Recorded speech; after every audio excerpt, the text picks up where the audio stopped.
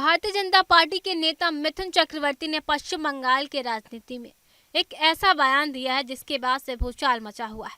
दरअसल शुक्रवार को कूच बिहार के जिले में एक जनसभा को संबोधित करते हुए भाजपा नेता मिथुन चक्रवर्ती ने आरोप लगाया कि पश्चिम बंगाल को पश्चिम बांग्लादेश में बदलने के प्रयास किए जा रहे हैं, लेकिन ये प्रयास कभी सफल नहीं होंगे।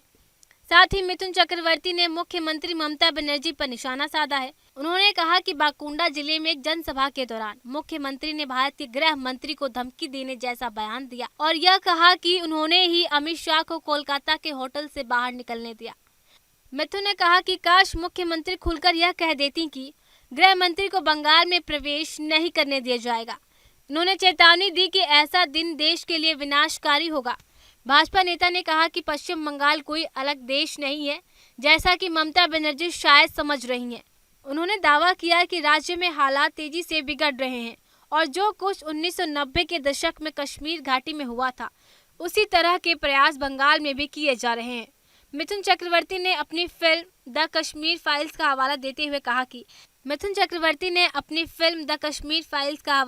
हुए कहा कि जैसे कश्मीरी पंडितों को मजबूरन पलायन करना पड़ा है, वैसे ही स्थिति बनाने की कोशिश में बंगाल में हो रही है।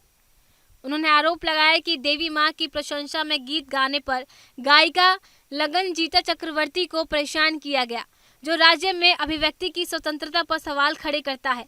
मिथुन चक्रवर्ती ने दो टूक कहा कि जब तक उनके शरीर में खून की एक भी बूंद बाकी है, तब तक पश्चिम बंगाल कभी बांग्लादेश नहीं बनेगा।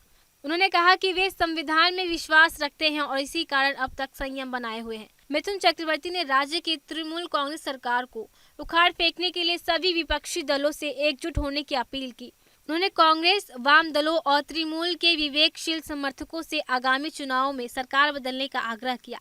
भाजपा नेता ने दावा किया कि पश्चिम बंगाल में न तो उदय है और न रोजगार है और न ही बेहतरीन स्वास्थ्य सुविधाएं।